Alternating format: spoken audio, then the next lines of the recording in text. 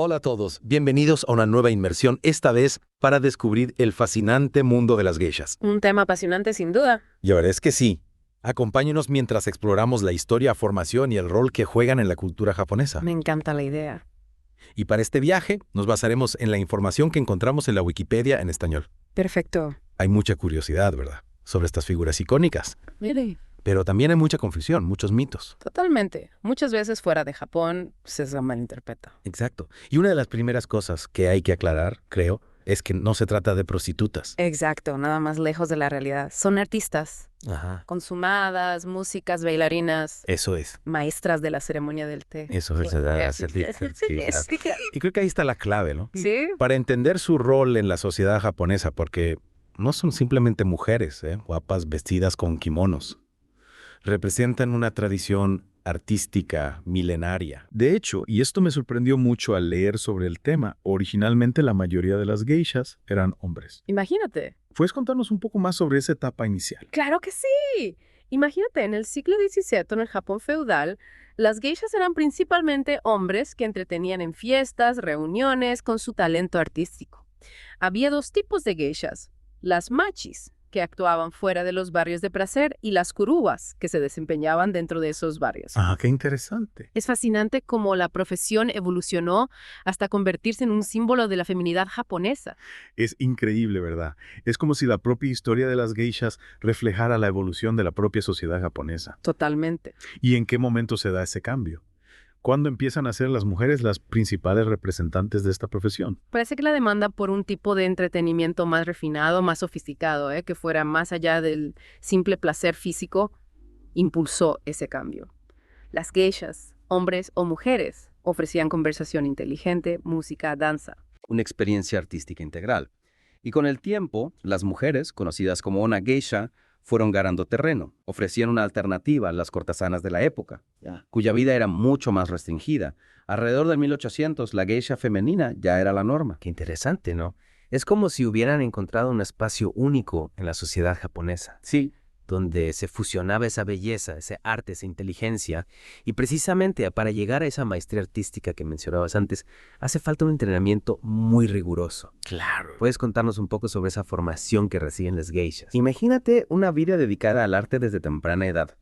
Tradicionalmente, las aspirantes a geisha, conocidas como maiko, comenzaban su entrenamiento siendo niñas. Sí. Hoy en día, la mayoría comienzan su formación después de la secundaria, incluso durante la universidad. O sea que la tradición ha sabido adaptarse a los tiempos modernos. Sí, totalmente. La primera etapa se llama shikomi. Implica vivir en una casa de geishas, la okiya, y realizar tareas domésticas mientras observan y aprenden de las geishas mayores. Es un periodo de aprendizaje a través de la inmersión total. Y esa etapa inicial, la de shikomi, ¿cuánto tiempo dura?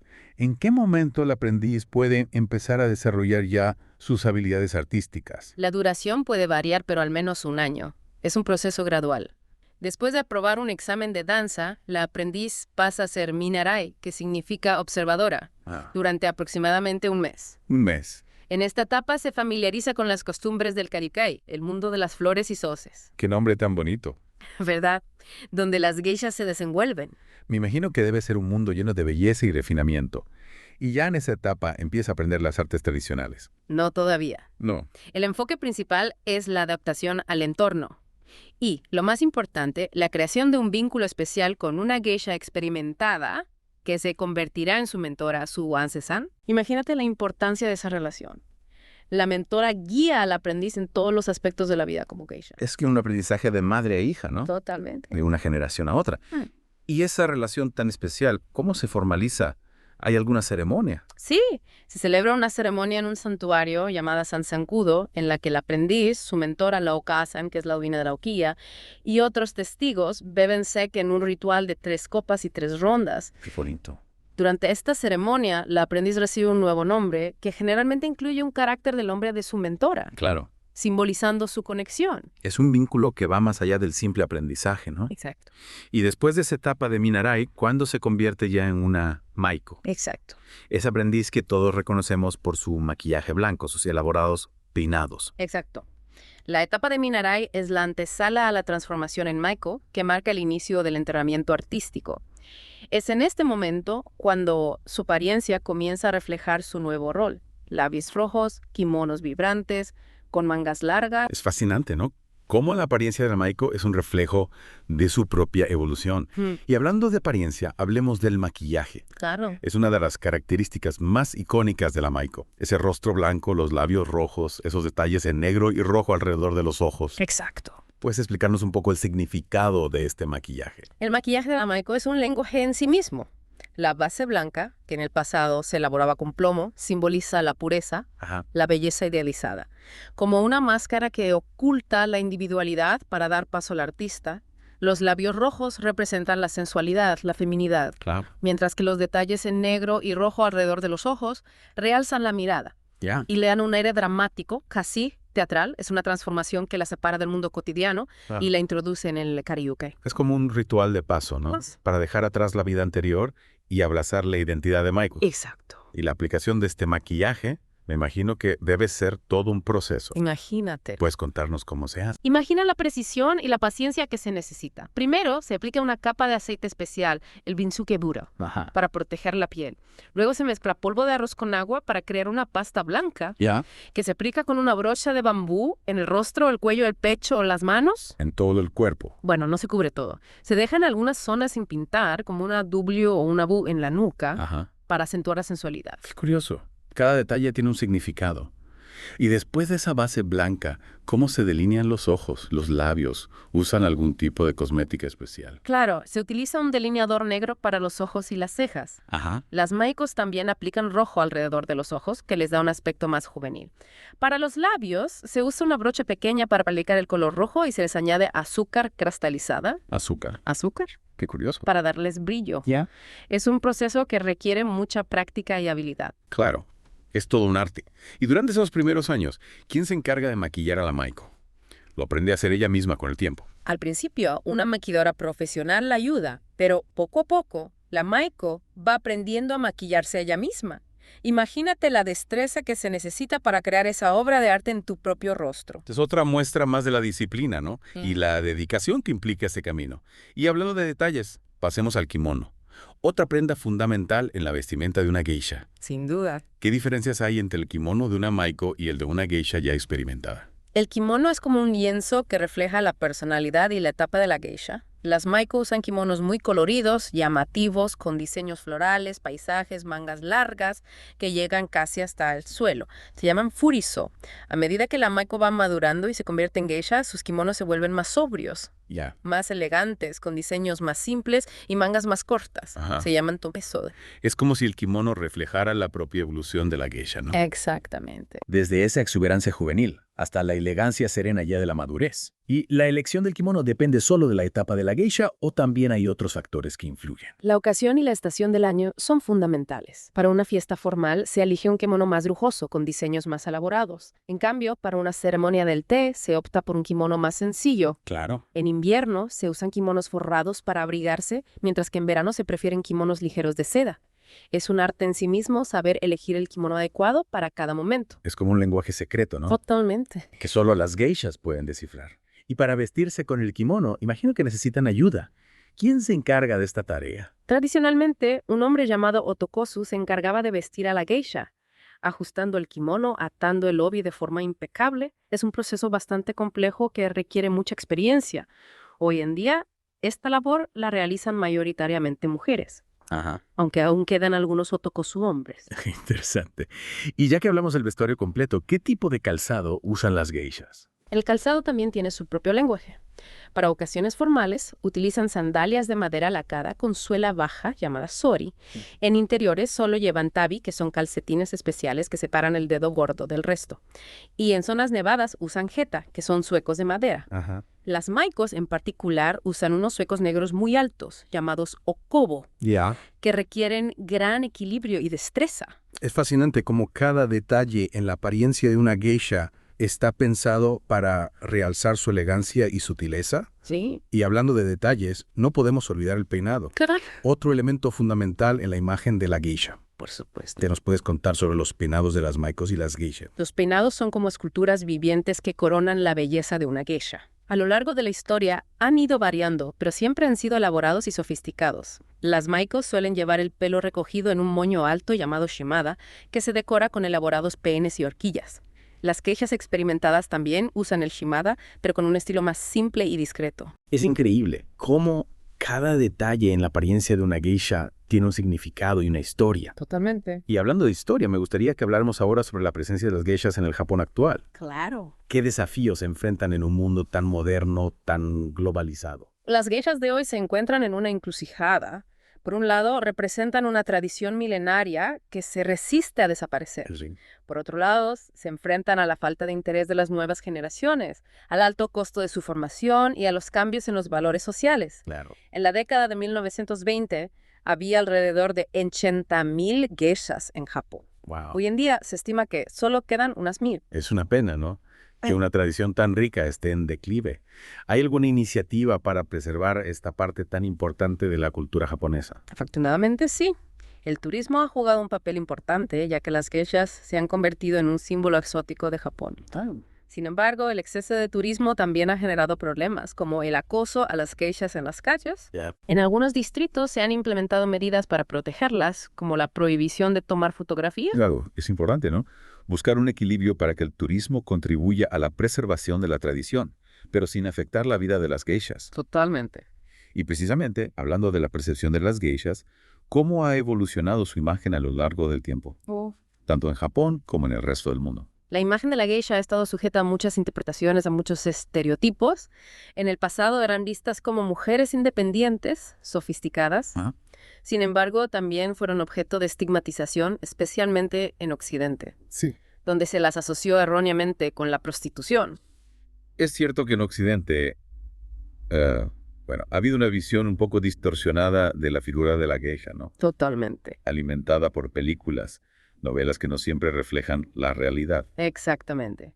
Obras como Memorias de una geisha, aunque populares, han contribuido a perpetuar ciertos mitos. Es importante recordar que la geisha es una artista, una profesional que se dedica al entretenimiento a través de las artes tradicionales. Totalmente de acuerdo.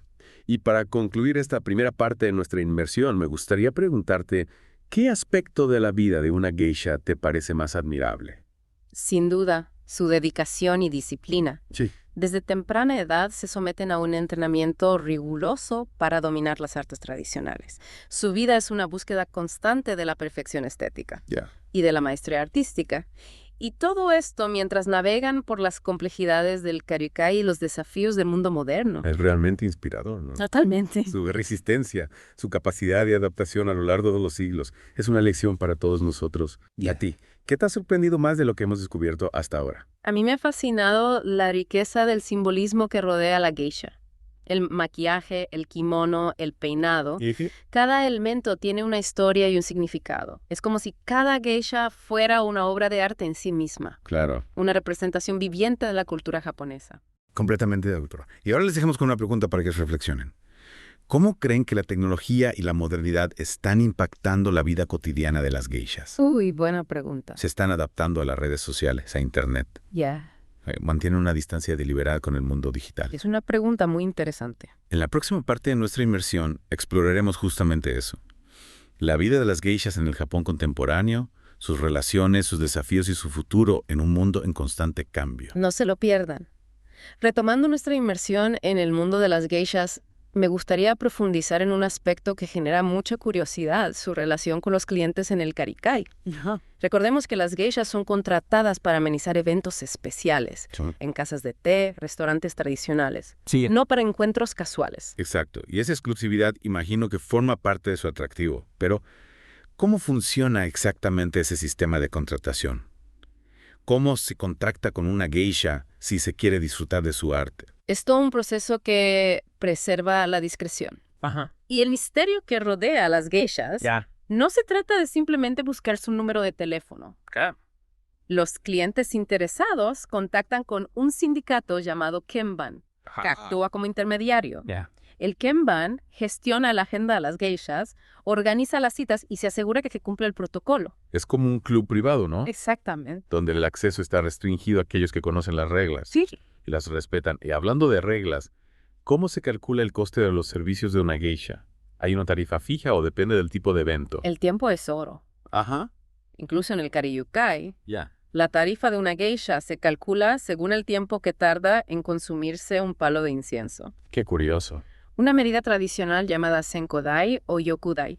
Imagínate. Imagina la precisión. Sí, Cada minuto con una geisha es un lujo, claro. que se mide con la misma meticulosidad que la ceremonia del té. Es fascinante. ¿Verdad? Realmente es un mundo aparte. Sí. Con sus propias normas y tradiciones. Y hablando de tradiciones, uno de los temas que siempre ha generado debate es la relación entre las geishas y la prostitución. ¿Puedes aclararnos este punto? Es fundamental comprender que las geishas no son prostitutas. Ajá. Su labor se centra en el entretenimiento a través de las artes tradicionales. La confusión surge en parte por la comparación con las oira, que sí ejercían la prostitución en el pasado. Claro, esa distinción es crucial, pero entiendo que el hermetismo que rodea el karaoke ha contribuido a alimentar las especulaciones. ¿Qué sabemos con certeza sobre las relaciones personales de las geishas? ¿Podían casarse? ¿Tener hijos? Tradicionalmente las geishas podían casarse y tener hijos, aunque muchas optaban por dedicar su vida a su arte. Ya. En la actualidad, las geishas tienen la libertad de elegir su camino. Es interesante ver cómo la tradición se adapta a los tiempos modernos, sin perder su esencia. Y hablando de relaciones, se ha hablado mucho del dana, una figura importante en la vida de una geisha. ¿Puedes explicarnos quién es el dana y qué rol juega en el karaoke? El dana era un patrocinador, Ajá. generalmente un hombre adinerado, Sí. que financiaba los gastos de una geisha, incluyendo su formación, vestuario y otros costes. Era como un mecenas, ¿no? ¿Sí? Que permitía a la geisha dedicarse a su arte sin preocupaciones económicas. ¿Qué tipo de relación existía entre la geisha y su dana? La relación entre la geisha y su dana era compleja Ya. y variaba según cada caso. Ajá. Podía haber un vínculo afectivo, Claro. e incluso amoroso, Ya. pero siempre estaba sujeta a las normas sociales Sí, y a la capacidad del dana de brindar apoyo financiero. claro. Es un tema que ha generado mucha especulación y debate. Entiendo que es un aspecto delicado, Sí. del que no se habla abiertamente. Y hablando de temas delicados, la novela y película Memorias de una geisha causó gran controversia por su representación de la venta a la virginidad de las geishas. ¿Qué hay de cierto en esas afirmaciones? Es importante recordar que Memorias de una geisha es una obra de ficción. La venta de la virginidad no era una práctica común en el mundo de las geishas. Su valor residía en su talento artístico, Ya. no en su cuerpo. Es fundamental separar la realidad de la ficción Totalmente. y no dejarnos llevar por estereotipos. Y para concluir esta segunda parte de nuestra inmersión, me gustaría resaltar la importancia de las geishas como guardianas de la cultura tradicional japonesa. Completamente de acuerdo. Las geishas encarnan un legado artístico milenario. Sí. A través de la música, la danza, la ceremonia del té y otras artes, mantienen viva la esencia del Japón antiguo. Sin duda. Su dedicación y su maestría artística son una fuente de inspiración para todos. Y ahora les dejamos con una pregunta para reflexionar. ¿Cuál creen que es el futuro de las geishas en un mundo cada vez más globalizado y digitalizado? ¿Podrá esa tradición milenaria encontrar su lugar en el siglo XXI? Es una pregunta que nos invita a pensar en el futuro de las tradiciones, en un mundo en constante cambio. ¿Se adaptarán las geishas a las nuevas tecnologías? ¿Lograrán conectar con las nuevas generaciones sin perder su esencia? En la próxima y última parte de nuestra inmersión exploraremos estas preguntas y analizaremos la evolución de la imagen de las geishas, su presencia en la cultura popular y su significado en el Japón contemporáneo. No se la pierdan. Y ya para ir cerrando nuestra inmersión en el mundo de las geishas, quería hablar de su representación en la cultura popular. Claro, porque las geishas han inspirado a artistas, escritores, cineastas durante siglos, Exacto. tanto en Japón como en Occidente, ¿no? Totalmente. Su imagen enigmática y su estética refinada son una fuente inagotable de inspiración. Claro. ¿Y qué ejemplos podríamos encontrar de esta fascinación en el arte, en la cultura? Pues mira, aparecen en innumerables obras, desde pinturas tradicionales hasta películas y series de televisión. Ajá. En literatura, Memorias de una geisha de Arthur Golden se convirtió en un éxito internacional, Sí, aunque también generó controversia por su visión occidentalizada claro. y a veces estereotipada de la profesión. Es curioso, ¿no? Como una figura tan arraigada en la cultura japonesa. Puede ser interpretada de maneras tan diversas. Totalmente. Y estas representaciones, sobre todo las occidentales, ¿qué impacto han tenido en la percepción global de las geishas? Han contribuido a crear una imagen romantizada y en ocasiones distorsionada de la geisha. Ajá. La película basada en el libro de Golden, por ejemplo, Fue criticada por perpetuar la idea de la geisha como una figura sumisa Claro, y sexualizada, ya. lo cual no se corresponde con la realidad. Es fundamental, ¿no? Sí, Tener una visión crítica de estas representaciones mediáticas totalmente. y no dejarnos llevar por los estereotipos. ¿Y cómo se percibe a la geisha en el Japón actual? Pues miren, ¿Sigue siendo una figura relevante o ha perdido su lugar en la sociedad moderna? en el Japón contemporáneo la geisha sigue siendo un símbolo de la cultura tradicional, aunque su número ha disminuido. Claro. Se las respeta por su maestría artística Sí. y su dedicación a preservar las costumbres ancestrales. Me alegra saber que la tradición perdura, a pesar de los cambios sociales, ¿no? Pero, ¿cuál crees que es el futuro de las geishas? Buena pregunta. ¿Podrán sobrevivir en un mundo cada vez más globalizado, más digitalizado? Es una pregunta compleja. Sí. Se enfrentan a desafíos como la falta de interés de las nuevas generaciones por las artes tradicionales, los altos costes de su formación. Claro. Sin embargo, el reciente auge del interés por la cultura japonesa a nivel mundial Sí. ha impulsado el turismo Yeah. y la demanda por experiencias auténticas, lo que podría beneficiarlas. Es cierto, las geishas representan una parte única y reemplazable de la identidad cultural de Japón. Quizás la clave para su supervivencia reside en su capacidad de adaptación, Exactamente. encontrar nuevas formas de conectar con el mundo moderno sin perder su esencia. A lo largo de la historia, las geishas han demostrado su capacidad de reinventarse. Sí. Quizás en el futuro veamos una nueva generación de geishas que, sin renunciar a las tradiciones, incorporen elementos de la modernidad a su arte y estilo de vida. Sería maravilloso, ¿no? Ver cómo esta tradición milenaria encuentra su lugar en el siglo XXI, Totalmente. fusionando la belleza del pasado con la innovación del presente. Ha sido un placer, de verdad, explorar el mundo de las geishas contigo, Igualmente. desentrañar su historia, su arte, su significado cultural. Un tema apasionante. Sí.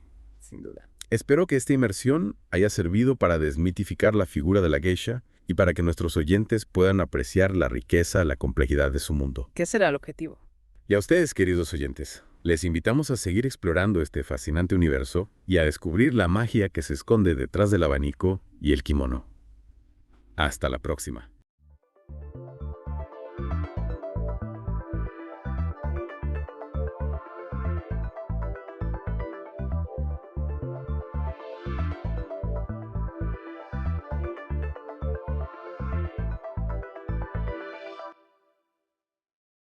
Bienvenidos a The Deep Dive, listos para una nueva inmersión. Siempre listo. Hoy nos adentramos en un tema que, aunque suena familiar, a menudo genera confusión. La Organización Mundial del Comercio, o, como la conocemos, la OMC. Ah, sí, la OMC. Siempre los titulares, pero ¿cuántos realmente la entienden? Exacto. Utilizando el artículo de Wikipedia en español sobre la OMC que nos proporcionaste, vamos a desentrañar sus complejidades para que al final de esta inversión puedas hablar sobre la OMC con total confianza. Suena ambicioso. Lo es. Empecemos con algo que me llamó la atención. ¿Sabías que la OMC, a pesar de su nombre, no forma parte del ONU? Es cierto. Mucha gente asume que sí, pero la OMC es una entidad independiente. Ajá. Y hablando de sorpresas, ¿qué te parece esto? La OMC tiene su sede en Ginebra y sus idiomas oficiales son el inglés, el francés y el español. Correcto. 3 idiomas oficiales para una organización global. Me encanta. Pero antes de profundizar en su estructura, ¿qué es exactamente la OMC? En pocas palabras, la OMC es la única organización internacional que se ocupa de las normas del comercio entre las naciones. Como un árbitro global del comercio. Exactamente. Su objetivo es ayudar a que productores, exportadores e importadores puedan hacer negocios de forma fluida. Entonces, podríamos decir que la OMC busca un comercio internacional más justo y ordenado. En teoría, sí, aunque, como veremos más adelante, no está exenta de controversias. Hablando de historia, ¿de dónde surge la OMC? Su origen se remonta al periodo posterior a la Segunda Guerra Mundial, con la creación del Acuerdo General sobre Aranceles Aduaneros y Comercio, conocido como GATT. El famoso GATT. Fue el precursor de la OMC. Podríamos decirlo así. Durante décadas, el GATT funcionó más como un conjunto de acuerdos que como una organización formal. ¿Y cómo se transformó el GATT en la OMC que conocemos hoy? La Ronda de Uruguay, que tuvo lugar entre 1986 y 1994, marcó un punto de inflexión. La Ronda de Uruguay. ¿Qué la hizo tan especial? Fue un proceso de negociaciones multilaterales complejo, pero al final dio lugar a la creación de la OMC. Un momento histórico para comercio internacional. ¿Y qué implicaciones tuvo la Ronda de Uruguay? Bueno, representó un gran paso hacia la liberalización del comercio, especialmente para los productos industriales. Se redujeron los aranceles, abrieron nuevos mercados. Suena a un gran avance. Eso fue. Pero como toda moneda, tiene dos caras. La Ronda de Uruguay también sentó las bases para futuras tensiones, sobre todo en el ámbito agrícola. Interesante. ¿Podrías explicarnos un poco más sobre estas tensiones? Los desacuerdos sobre los subsidios agrícolas y el acceso a los mercados generaron un caldo de cultivo para futuros conflictos, un tema que abordaremos más adelante. Ya veo.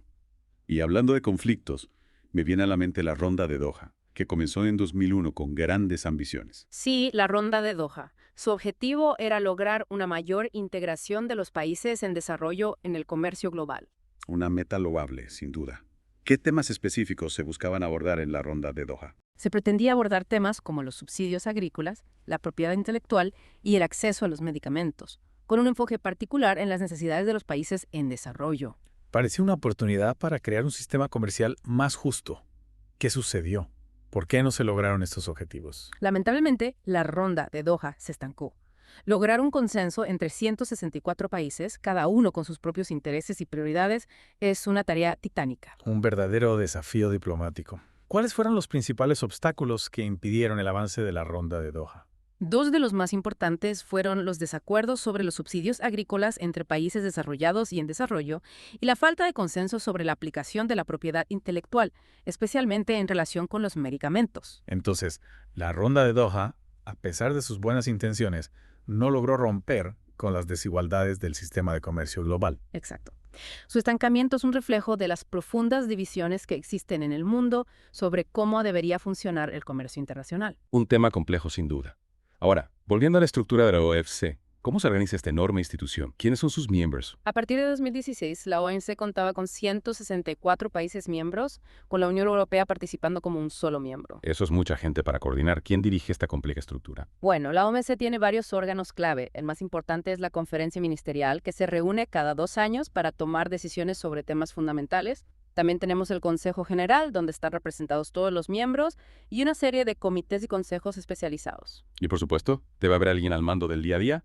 ¿Hay un presidente o un líder similar? Sí, la OMC tiene un director general, pero ojo, su poder es más bien limitado, principalmente asesor y de gestión. Una curiosidad, la actual directora general desde 2021 es Ngozi Okonjo-Iweala, la primera mujer y la primera persona africana en ocupar este cargo. Rompiendo barreras en el mundo del comercio internacional. Me encanta. Es un hito importante. Ahora, con 164 países tomando decisiones, ¿cómo se aseguran de que todos estén en la misma página? Para entender la dinámica de la OMC, es clave comprender uno de sus principios básicos, el Single Undertaking, o como se conoce en español, el todo único. Todo único. Suena intrigante. ¿Qué significa exactamente? Significa que los miembros de la OMC deben aceptar todos los acuerdos de la organización.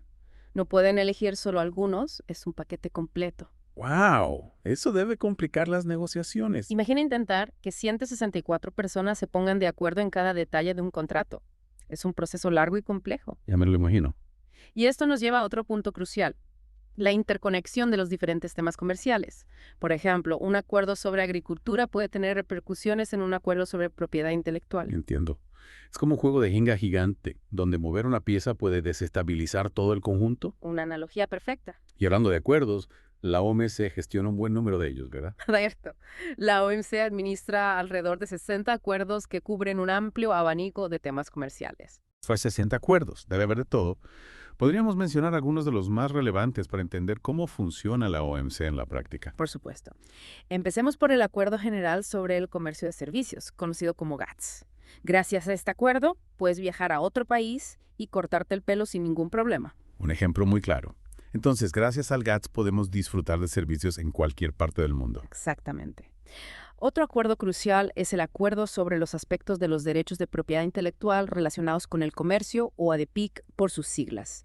Este acuerdo regula, entre otras cosas, las patentes de medicamentos, un tema que siempre genera debate. Claro, el tema de las patentes farmacéuticas es complejo, con implicaciones éticas y económicas importantes. Sí, sin duda. ¿Y qué hay del tercer acuerdo que mencionabas? El tercero es el acuerdo sobre la aplicación de medidas sanitarias y fitosanitarias, o MSF. Este acuerdo se centra en cómo las regulaciones de seguridad alimentaria impactan en el comercio. Por ejemplo, para que puedas disfrutar de un buen queso francés, este debe cumplir con ciertas normas sanitarias para ser exportado. Tiene sentido.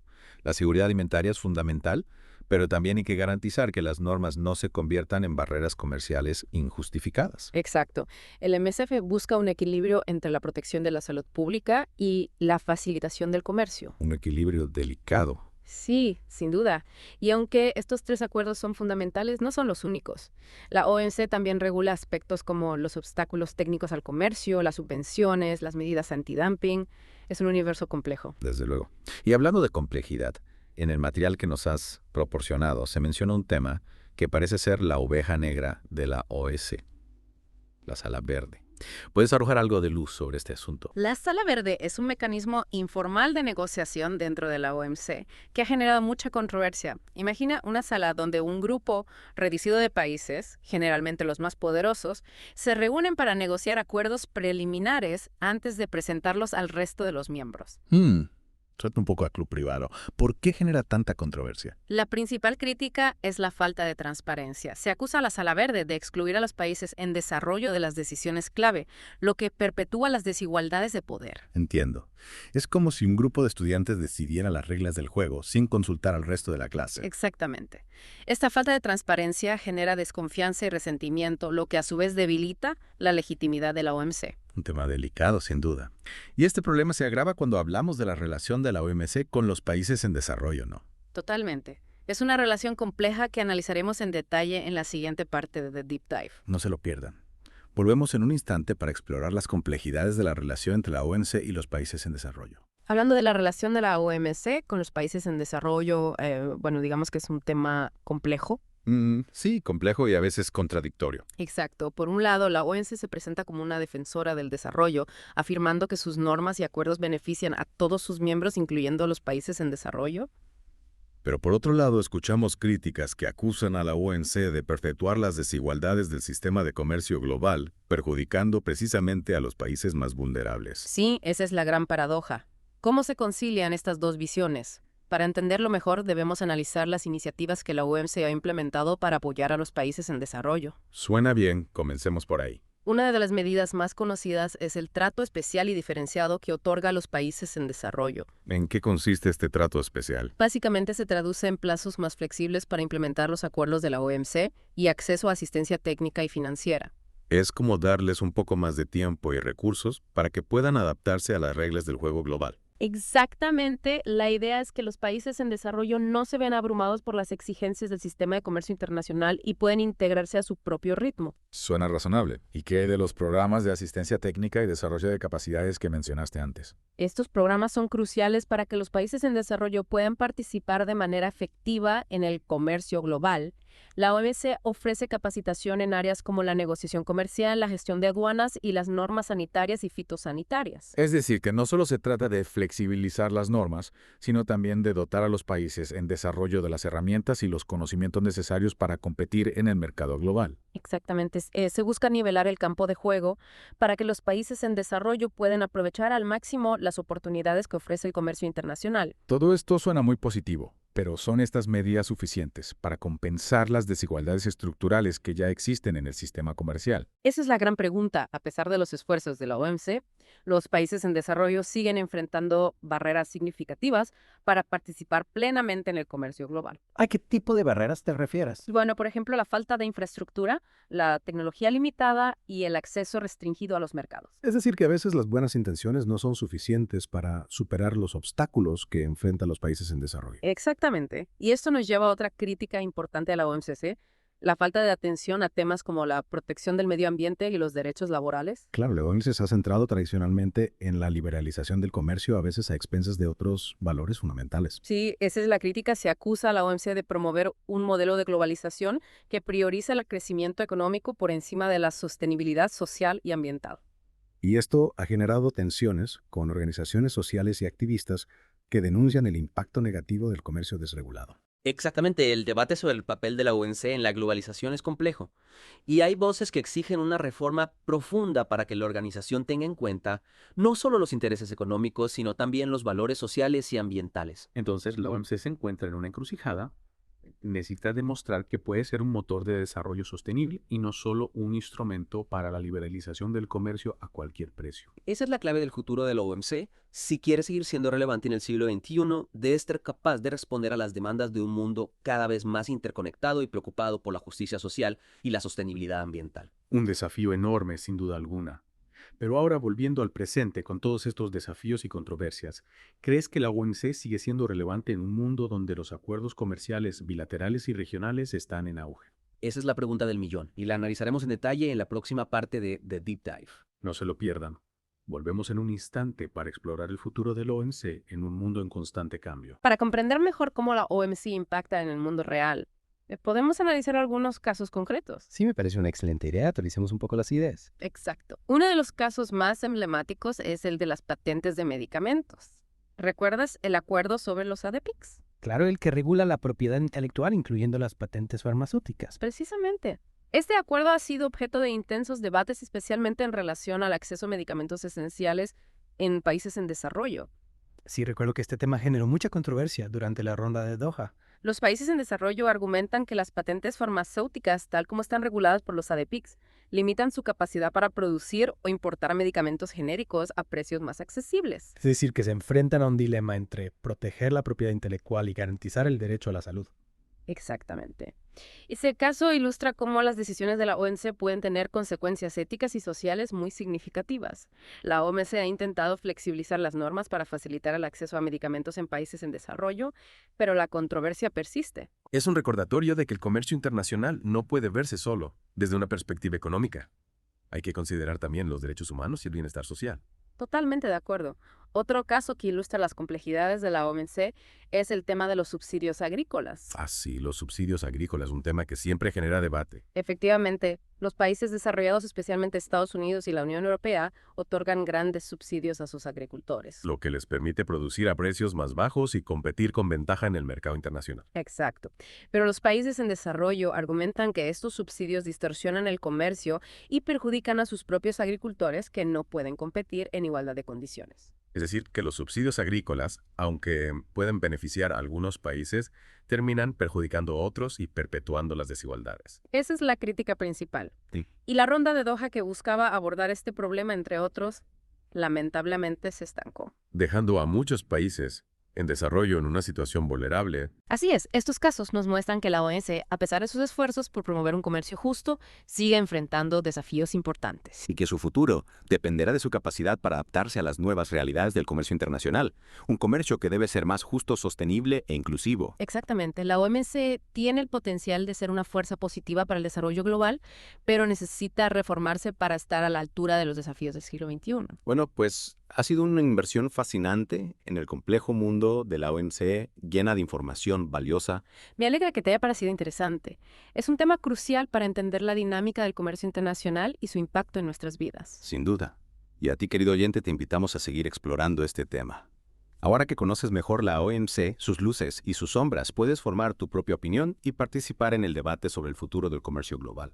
Recuerda que el comercio internacional nos afecta a todos y es nuestra responsabilidad como ciudadanos informarnos y exigir a nuestros líderes que promuevan un sistema comercial más justo, sostenible y que beneficie a todos por igual. Muchas gracias por acompañarnos en esta inmersión. Esperamos que te haya servido para comprender mejor el fascinante y complejo mundo de la OMC. Hasta la próxima.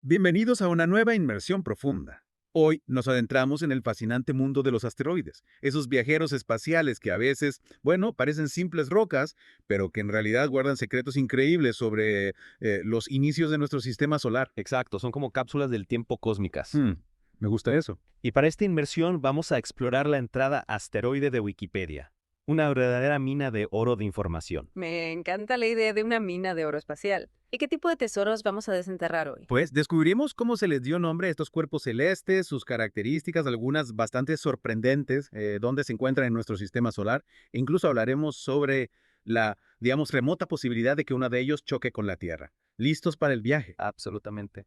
Empecemos por lo básico. ¿De dónde viene el término asteroide? El término tiene una historia curiosa. Proviene del griego asteres, que significa similar a una estrella. Esto se debe a que, vistos a través de los telescopios de la época, parecían pequeñas estrellas lejanas. Fue William Herschel quien propuso este nombre en 1802. Tiene sentido, pequeñas luces brillantes en la distancia. Pero si se parecen a estrellas, ¿por qué no se les llamó así? Esa es la parte interesante. De hecho, durante la mayor parte del siglo XIX, los astrónomos preferían llamarlos planetas. Imagina lo abarrotado que estaría nuestro sistema solar si se hubiera mantenido esa clasificación. Sería un caos de planetas. ¿Y cuándo se impuso finalmente el término asteroide? No fue hasta principios del siglo XX que el término asteroide ganó aceptación generalizada. Hubo un largo debate sobre su clasificación, ya que no encajaban perfectamente en ninguna categoría. Parece que los asteroides generaron controversia desde el principio. ¿Y cómo se descubrió el primero? A principios del siglo XIX, los astrónomos estaban intrigados por un hueco entre Marte y Júpiter. La ley de Titius-Bode, una fórmula matemática de la época, predecía que debería haber un planeta en ese espacio. Entonces estaban buscando activamente este planeta perdido. Exactamente. Y en 1801, Giuseppe Piazzi se topó con Ceres, el primer asteroide, mientras elaboraba un catálogo de estrellas. Al principio pensó que era un cometa, pero su movimiento en el cielo sugería lo contrario. O sea que el descubrimiento del primer asteroide fue por casualidad. Así es. Para confirmar su existencia, necesitaban encontrarlo de nuevo después de que se moviera. Y aquí entra en escena Carl Friedrich Gauss, un matemático brillante que calculó la órbita de Ceres con tanta precisión que pudieron localizarlo de nuevo. De trabajo en equipo. Y supongo que este descubrimiento desencadenó una oleada de nuevos hallazgos. Por supuesto. En pocos años se descubrieron Pallas, Juno y Vesta, lo que alimentó aún más la emoción y el debate sobre qué eran realmente estos objetos. Tenemos un nombre y un montón de nuevos objetos descubiertos. Pero son todos iguales. ¿Tienen todos los asteroides el mismo tamaño? Esa es una gran pregunta. Y la respuesta es no. Varían enormemente. Desde Ceres, que ahora se clasifica como planeta enano, con un diámetro de unos 1000 kilómetros, hasta pequeñas rocas de apenas unos metros. Es una diferencia enorme. Además de Ceres, ¿hay algún otro asteroide destacable? Bueno, los tres más grandes, Pallas y Vesta, son fascinantes. Vesta es tan brillante que a veces se puede ver a simple vista, pero aquí hay un dato que te hará volar la cabeza. La masa combinada de todos los asteroides del cinturón principal es solo un 4% de la masa de la Luna. Eso sí que pone las cosas en perspectiva. No son precisamente pesos pesados en el sistema solar. Y hablando de ubicación, ¿dónde se encuentran la mayoría de estos asteroides? La mayor parte reside en el cinturón de asteroides, entre Marte y Júpiter. Pero algunos, llamados asteroides troyanos, comparten la órbita de Júpiter. Y luego están los asteroides cercanos a la Tierra, o NEA, cuyas órbitas los acercan a, lo adivinaste, a la Tierra. Los NEA suenan un poco más preocupantes. Deberíamos estar alarmados. Es una reacción natural, pero antes de entrar en pánico, analicemos los NEA con más detalle. Hay diferentes tipos, como los Latón, Apolo y Amor, cada uno con características orbitales específicas. Si no recuerdo mal, esos nombres se refieren a la forma de sus órbitas, ¿verdad? Exacto. Y aunque algunos NEA se han acercado a la Tierra, ninguno representa actualmente una amenaza significativa. Organizaciones como la Fundación Space Guard vigilan de cerca estos asteroides potencialmente peligrosos, o PESHA. Eso es un alivio. Entonces conocemos sus nombres, tamaños y dónde viven. ¿Qué hay de su composición? Están hechos de lo mismo. Aquí es donde las cosas se ponen aún más interesantes. Al analizar la luz que reflejan los asteroides, los científicos pueden determinar de qué están hechos. Los han clasificado en diferentes tipos espectrales, como S, C, M, V y D, cada uno de los cuales indica una composición diferente. Es como un análisis de huellas dactilares cósmico. ¿Verdad? Exactamente. Por ejemplo, los asteroides de tipo B, llamados vestoides, probablemente se originaron a partir de un impacto masivo en Vesta. Imagina, una colisión que creó toda una familia de asteroides similares. Es increíble. Entonces las colisiones juegan un papel importante en la formación del cinturón de asteroides. Sin duda. Y estas colisiones no solo crean familias, a veces dan lugar a asteroides con sus propias lunas. ¿En serio? ¿Asteroides con lunas? Sí. Es asombroso, ¿verdad? Por ejemplo, Ida tiene una luna llamada Dáctilo. Y luego está Silvia, que tiene 2 lunas, Rómulo y Remo. Hablando de una reunión familiar cósmica. Pero, ¿cómo sabemos todo esto sobre los asteroides? No es como si pudiéramos ir a visitarlos. Cierto, pero hemos enviado naves espaciales para estudiarlos. Misiones como la Niar Shoemaker, que aterrizó en Eros, y la Hayabusa, que trajo muestras de Itokawa. Un momento. Muestras de un asteroide. Aquí en la Tierra. Exactamente. Estas muestras proporcionan un vínculo directo entre los asteroides y los meteoritos que se encuentran en la Tierra, lo que nos ayuda a reconstruir el rompecabezas de la historia de nuestro sistema solar. Esto es alucinante. Ya. Empieza a entender por qué te fascinan tanto los asteroides. Y solo hemos arañado la superficie. Imagina lo que descubrirán futuras misiones, como Hayabusa 2 y Osiris-Rex, cuando traigan más muestras de estos intrigantes viajeros celestes. Estoy deseando ver qué encuentran. Hemos cubierto mucho terreno, Ok. su descubrimiento, características, incluso sus familias y lunas. Pero hay una cosa más que me intriga. Mencionaste la posibilidad de que un asteroide choque con la Tierra. ¿Cuál es la historia real detrás de eso? Ahondemos en eso a continuación. Y créeme, es más complejo y fascinante de lo que piensas. Claro, la pregunta sobre el riesgo de impacto de un asteroide con la Tierra es algo que, bueno, nos inquieta a todos. Y lo fascinante es que no se trata de una simple respuesta de sí o no. Ya me imaginaba que había algo más. No es como si los asteroides tuvieran un horario fijo, ¿verdad? Exacto. Hay muchos factores a considerar. ¿Recuerdas los asteroides cercanos a la Tierra, los NEA de los que hablamos antes? Bueno, son aquellos a los que debemos prestar especial atención. Sí, los NEA. Y si no me equivoco, se clasifican en Atón, Apolo y Amor. Correcto. Y para hacerlo más interesante, hay un grupo especial dentro de los NEA que llama la atención de los científicos. Los asteroides potencialmente peligrosos o PHA. PHA. Esos suenan a los que se acercan demasiado para nuestra comodidad. Precisamente. Los PHA son NEA que se acercan a menos de 0.05 unidades astronómicas de la Tierra. Para ponerlo en perspectiva, eso es aproximadamente 7.5 millones de kilómetros. O unas 19 veces la distancia a la Luna. Vale, sigue siendo bastante lejos, pero entiendo por qué se consideran potencialmente peligrosos. Aquí viene lo realmente interesante. La probabilidad de que un PHA realmente impacte contra la Tierra es, bueno, muy baja. Hablamos de eventos que ocurren en una escala de tiempo de miles, incluso millones de años. Entonces, no es algo de lo que debamos preocuparnos mañana. En absoluto. Pero es algo que los científicos se toman muy en serio. Hay organizaciones como la Fundación SpaceGuard que se dedican a rastrear y monitorear estos PHA. O sea que están vigilando el cielo por nosotros. ¿Cómo lo hacen? Exacto. Utilizan telescopios sofisticados y modelos informáticos para calcular las trayectorias de estos asteroides, refinando constantemente sus órbitas y evaluando cualquier riesgo potencial. Es un trabajo detectivesco, a escala cósmica. Y si detectaran uno que pareciera estar en curso de colisión con la Tierra, ¿qué pasaría? ¿Hay algún plan? Esa es una excelente pregunta. Científicos y agencias espaciales de todo el mundo están trabajando activamente en ello. Hay varias estrategias para desviar un asteroide si tuviéramos suficiente tiempo de advertencia. Desviar un asteroide, como en las películas. Puede sonar a ciencia ficción, pero cada vez está más dentro del ámbito de lo posible. Algunas ideas incluyen usar una nave espacial para, digamos, empujar suavemente el asteroide fuera de su curso, o incluso usar un dispositivo nuclear para detonar cerca del asteroide y cambiar su trayectoria. Vaya, eso sí que es defensa planetaria seria. Lo es. Y resalta la importancia de seguir estudiando los asteroides y desarrollando estas tecnologías. No se trata solo de comprender el pasado, sino de proteger nuestro futuro. Estoy empezando a comprender la inmensidad de lo que hay que aprender sobre los asteroides. Es increíble pensar en el papel que han desempeñado en la formación de nuestro sistema solar. Y solo hemos comenzado a explorarlos. Hemos hablado de observaciones terrestres y misiones espaciales, pero hay otra forma de aprender sobre los asteroides, a través de las muestras que hemos traído a la Tierra. Claro, las muestras que trajo la Hayabusa y Tokawa son como pequeñas ventanas al pasado, ¿verdad? Exactamente. Esas muestras han proporcionado información valiosa sobre la composición y la historia de los asteroides. Y futuras misiones como Hayabusa 2 y Osiris-Rex traerán aún más, ayudándonos a componer una imagen aún más clara de nuestro vecindario cósmico. Es increíble pensar que tenemos pedazos de asteroides aquí mismo, en la Tierra. ¿Qué hemos aprendido de ellos? Lo fascinante es que al estudiar estas muestras podemos comprender mejor los procesos que llevaron a la formación de los planetas, incluido el nuestro. Nos ayudan a responder preguntas fundamentales sobre nuestros orígenes. Entonces, los asteroides no son solo trozos de roca vagando por el espacio, son pistas vitales para comprender de dónde venimos. Así es. Y nos recuerdan que nuestro sistema solar es un lugar dinámico, en constante evolución. Cada asteroide tiene una historia que contar. Esta inmersión profunda ha cambiado por completo mi perspectiva sobre los asteroides. Solía pensar que eran, simples restos aburridos de la formación del sistema solar. Lo entiendo. Pero una vez que empiezas a profundizar, te das cuenta de la cantidad de cosas que hay por descubrir. Son mucho más de lo que parecen a simple vista.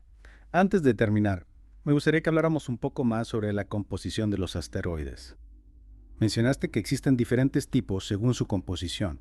¿Podrías explicarlo un poco más? Por supuesto. Y aquí es donde la cosa se pone realmente interesante, porque estos diferentes tipos de asteroides nos cuentan una historia sobre las diversas condiciones que existían en el sistema solar primitivo. Vale, me has picado la curiosidad. ¿Cómo nos ayudan estos tipos espectrales a comprender la historia del sistema solar? Imagina que cada tipo espectral es como un ingrediente en una receta cósmica. Al analizar la luz que reflejan, podemos deducir su composición y a partir de ahí empezar a entender las condiciones en las que se formaron. Me gusta la analogía de la receta. Entonces, ¿cuáles son los ingredientes principales que encontramos en los asteroides? Bueno, los más comunes en el cinturón de asteroides son los de tipo C y tipo S. Los de tipo C, de carbonáceos, son los más oscuros, como carbón espacial. Se cree que son ricos en agua y moléculas orgánicas, prácticamente fósiles del sistema solar primitivo. Wow. Entonces, son como cápsulas del tiempo que nos dan pistas sobre los ingredientes primordiales de nuestro sistema solar. ¿Y qué hay de los de tipo S? Estos son más brillantes, compuestos principalmente de silicatos, minerales que también encontramos en la corteza terrestre. Si los de tipo C son los abuelos del sistema solar, los de tipo S serían como primos lejanos de nuestro planeta.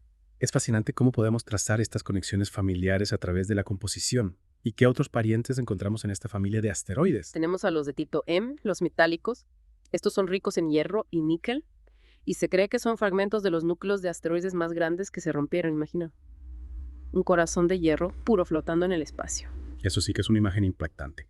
Y no podemos olvidar los bestoides, los de tipo B que mencionamos antes. Exacto, los bestoides. Similares a los de tipo S, pero con un toque extra de piroxeno. Un mineral que apunta su origen en un impacto gigante contra Vesta. Un recordatorio de que el sistema solar es un lugar dinámico, donde las colisiones pueden dar lugar a familias enteras de asteroides. Es increíble pensar en la cantidad de información que podemos obtener de estos fragmentos de roca espacial. Al estudiarlos, no solo aprendemos sobre su historia individual, sino que también podemos reconstruir la historia de todo el sistema solar. Exactamente. Cada misión espacial, cada muestra que traemos de vuelta, nos ayuda a comprender mejor nuestro lugar en este vasto universo. Y lo más fascinante es que cada nuevo descubrimiento abre nuevas preguntas, nuevas vías de investigación. La exploración no tiene fin. Estoy totalmente de acuerdo. Esta inmersión profunda ha sido un viaje increíble. Gracias por compartir tu conocimiento con nosotros y por recordarnos que incluso las rocas espaciales pueden ser increíblemente fascinantes. El placer ha sido mío. Y para nuestros oyentes, les animo a que sigan explorando. Busquen imágenes de las naves que han visitado estos asteroides, investiguen sobre tipos específicos o misiones espaciales. Hay todo un universo de conocimiento ahí fuera esperando a ser descubierto. Un excelente consejo. Y con esto llegamos al final de otra inversión profunda. Pero el aprendizaje nunca termina. Hasta la próxima, sigan mirando hacia las estrellas y nunca pierdan la curiosidad. Adiós.